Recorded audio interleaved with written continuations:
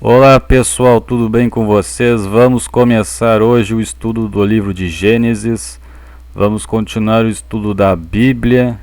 Espero que vão tudo bem com vocês. Vamos iniciar aqui o primeiro capítulo de Êxodo. Então, sem mais demoras, vamos começar. Primeiramente, fazendo uma breve introdução aqui cronológica. A gente já viu isso com mais profundidade no capítulo 50, que já era uma introdução do livro de Êxodo. Se caso vocês não viram, eu recomendo ver o capítulo 50 de Gênesis, que é o link, que é a ponte para o Êxodo 1. A gente só vai ver aqui algumas informações básicas para começar o livro de Êxodo. Então, como você sabe, o José morreu em 1592 a.C., foi onde terminou o livro de Gênesis 50, quando ele morreu. Então, de José a Moisés, morreu em 1592 o José. Encerrou-se o livro de Gênesis 50. Até o nascimento de Moisés, que vamos começar agora no Êxodo. Em 1528 a.C., passou-se 64 anos. Então, passou-se 64 anos de Gênesis 50 ao primeiro capítulo de Êxodo.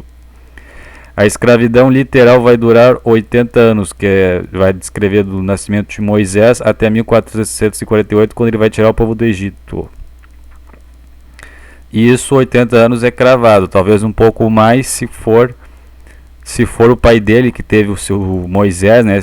Quando o Arão talvez ficasse um pouco numa certa idade e teve o Moisés, então pode ser um pouco mais de 80 anos. Mas 80 no mínimo foi escravidão literal, no sentido de escravidão física. Na descendência de Jesus, na época de Moisés, foi o Arão. Este Arão é da descendência de Judá, então temos alguma pequena confusão com o nome Arão. Temos uma pequena confusão aqui. Arão, com um R só, é da descendência de Judá, que vai estar na mesma época de Moisés, só que ele não vai ser mencionado aqui. Arão com R só. Arão com N depois do A é o pai de Moisés. E o Moisés tem um irmão chamado Arão, que é com R só. Vocês entenderam? Então temos alguma pequena confusão com os nomes israelitas, porque Judá, depois de Judá vem o Pérez, depois vem o Esrom, e o Arão é na época de Judá, que é da descendência de Judá, que é na época de Moisés. Para o Moisés tínhamos o Levi, depois do Levi o Coate, depois do Coate Amrão, com N, e depois o Moisés.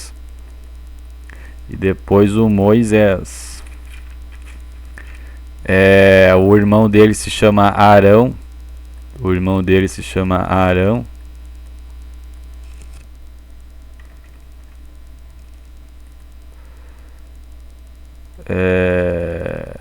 Êxodo 6:20.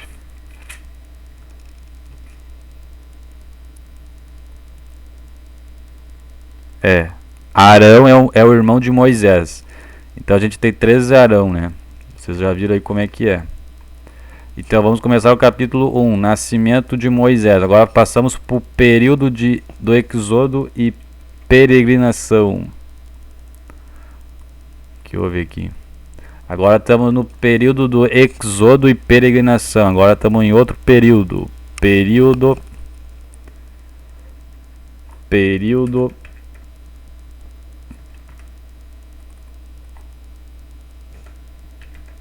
do Êxodo e peregrinação. Nascimento de Moisés, mas vai ser relatado no capítulo 2 o nascimento de Moisés. Mas é nesta época que a história começa. Então vamos lá.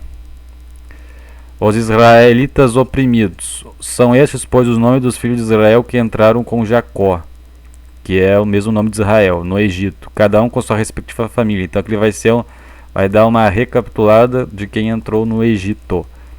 Ruben, o primogênito, Simeão, Levi, Judá, Isacar, Zebulon e Benjamim, Dan, Naftali, Gad e Asser.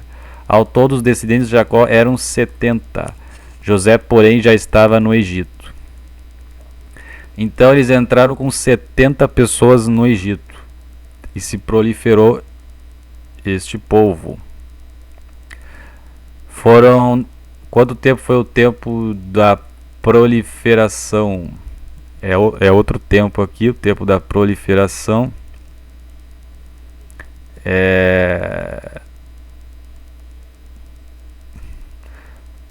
O Jacó no Egito, 1663 a.C., foi quando Jacó entrou no Egito para morar, foram todos os irmãos de José. E aí começa o tempo da proliferação, o tempo que eles começam a se multiplicar, até o Êxodo, que é mais ou menos nessa época, 1448. Então é só pegarmos a calculadora. Jacó no Egito, 1663 a.C., menos 1448. Então 215 anos foi o tempo da proliferação do povo. 215 anos. Desde quando Jacó entrou ali no... Quando ele entrou ali no Egito, até 1448, até o tempo que o povo sai do Egito, dá 1663 menos 1448 dá 215 anos, mas na época de Moisés, que ele nasceu em 1528, é 1663 menos 1528 dá 135. Então 135 anos quando Jacó entrou no Egito até o nascimento de Moisés, deu 135 anos, deu mais de um século para o povo poder se multiplicar. Então aumentou a população de israelitas no território do Egito consideravelmente, a partir de 70 pessoas. Ora, morreram José e todos seus irmãos e toda aquela geração. José, seus irmãos e depois os filhos dos seus irmãos também morreram. Como se fosse aqui, né? José, Levi, os filhos deles. Mas quando chegou no Arão, o Arão estava vivo e depois teve o Moisés. Então o Arão pegou um pouquinho do período de escravidão, porque depois ele teve o seu filho Moisés. Os israelitas, porém, eram férteis e proliferaram, tornaram-se numerosos e fortaleceram-se muito, tanto que encheram o país. Então subiu ao trono do Egito um novo rei, que nada sabia sobre José. Um novo rei, que esse rei vai ser carrancudo. Disse ele ao seu povo: veja, o povo israelita é agora numeroso e mais forte que nós. Temos que agir com astúcia para que não se tornem ainda mais numerosos e, no caso de guerra, alinhem-se aos nossos inimigos e lutem contra nós e fujam do país. Estabeleceram, pois, sobre eles chefes de trabalhos forçados, para os oprimir com tarefas pesadas. E assim os israelitas construíram para o faraó cidades celeiros de Pitom e Ramassés.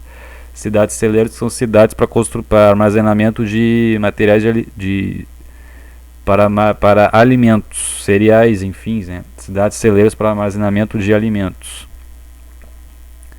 Então Deus fez com que o povo de Israel proliferasse e multiplicasse. Então ele abençoou o povo de Israel para se multiplicar e proliferar. Foi isso que ele disse para o Abraão, que saía muitos descendentes dele. Isso está se cumprindo agora. Foi em Gênesis 12 que nas primeiras partes que Deus fala com Abraão, que sairia um povo numeroso dele. Ele está falando do povo israelita especificamente neste caso aqui. Então está se cumprindo. Todavia, quanto mais eram oprimidos, mais numerosos se tornavam e mais se espalhavam. Por isso os egípcios passaram a temer os israelitas e os sujeitaram a cruel escravidão. Tornaram-lhes a vida amarga, impondo-lhes a árdua tarefa de preparar o barro e fazer tijolos, executar todo tipo de trabalho agrícola, e tudo os egípcios sujeitavam a cruel escravidão. Então o faraó egípcio tentou, ele não gostava dos israelitas e pôs um trabalho muito forçado. tendo ao ponto de poder até matar eles de tanto trabalho. Eles trabalhavam muito e se alimentavam pouco, então ele já estava com a intenção de tentar matar o povo de Israel, um tentando escravizar, tirando proveito do trabalho deles, e outro já tentando matar eles de tanto trabalho forçado. Então ele já não gostava do povo, porque ele estava com medo que aquele povo se revoltasse contra o seu governo e tomasse o seu lugar, ou se alinhasse a outros inimigos. Só que Deus estava com o povo de Israel e não deixava eles perecerem, e eles ficavam fortes até para poder sair depois do Êxodo. Então o povo de Deus, o Deus estava com o povo de Deus e ia fazer com que ele saísse da terra da escravidão. E espiritualmente que Deus luta com o seu povo para fazer com que ele saia do meio da escravidão, deste mundo material, e Deus está lutando com o seu povo para que eles possam sair do meio da escravidão espiritual. Aí eles estavam na escravidão literal, estavam sendo oprimidos pelo faraó, a cruel escravidão. E por outro ponto, Deus usa um governante mau para fazer os seus propósitos, que era fazer com que os israelitas sentissem a necessidade de um salvador, e para que eles sentissem a necessidade de uma redenção, para poder sair daquela situação difícil. Então às vezes Deus usa de situações difíceis para fazer com que o seu povo saia de situações, para que o seu povo sinta a necessidade de um salvador. Então ele usa algumas situações para que ele faça seus propósitos. E o povo vai sentir essa necessidade de libertação quando chegar o Moisés, que vai vir da parte de Deus para tirar o povo do Êxodo. Então às vezes a sua situação está difícil, mas é uma maneira de que Deus está se comunicando com você. Às vezes você perdeu o emprego, às vezes você está sem namorada, às vezes você está sem emprego, às vezes você está com um problema de dificuldade na sua vida, mas é uma maneira de Deus se comunicar com você para que você sente a necessidade de um Salvador e que fique mais apegado a Deus. Então, para que se cumpra o propósito de Deus aqui na terra. O rei do Egito ordenou às parteiras dos hebreus, que se chamavam Sifrá e Puá: quando vocês ajudarem as hebreias a dar à luz, verifique se é menino. Se for, mate-no. Se for menina, deixem-na viver, para que os meninos, que se tornassem mais homens no futuro, não pudessem se casar com as mulheres, e assim a população de Israel fosse diminuída. Todavia as parteiras temeram a Deus e não obedeceram às ordens do rei do Egito, deixando viver os meninos. Então o rei do Egito convocou as parteiras e perguntou: por que vocês fizeram isso? Por que deixaram viver os meninos? Responderam as parteiras ao faraó: as mulheres hebreias não são como as egípcias. São cheias de vigor e dão à luz antes de chegarem as parteiras. Deus foi bondoso com as parteiras, e o povo ia se tornando ainda mais numeroso, cada vez mais forte. Visto que as parteiras temeram a Deus, ele concedeu-lhes que tivessem suas próprias famílias. Por isso o faraó ordenou a todo o seu povo: lancem no Nilo todo o menino recém-nascido, mas deixe viver as meninas. Então aqui o faraó já pôs uma tirania para que todo mundo lance no Nilo todo menino recém-nascido, dizendo até para os próprios israelitas para fazerem isso, né? Então ele já estava num sentido de tirania aqui para poder tentar exterminar o povo de Israel. Só que não vai adiantar, porque Deus está com o seu povo e não vai abandonar o seu povo das tentativas de Satanás de destruir o povo de Deus aqui na terra.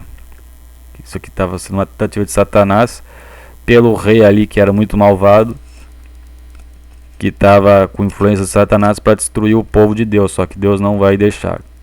E as parteiras ali receberam uma bênção. Talvez elas fossem estéreis para poder ter famílias, poder ter relacionamento com seus maridos e ter filhos. Talvez as parteiras eram estéreis, né? E ali Deus abençoou as parteiras porque elas obedeceram a Deus. Então quando a gente obedece a Deus, a gente parece que vai ter um pouco de mérito para receber a bênção. A gente fica mais alinhado com os propósitos de Deus quando a gente obedece a Deus. Quando não obedece, a gente não recebe bênção. Então este é o capítulo 1 de Gênesis. No próximo capítulo vai falar sobre o nascimento de Moisés. Tá ok, pessoal? Até o próximo capítulo. Tchau, tudo de bom com vocês.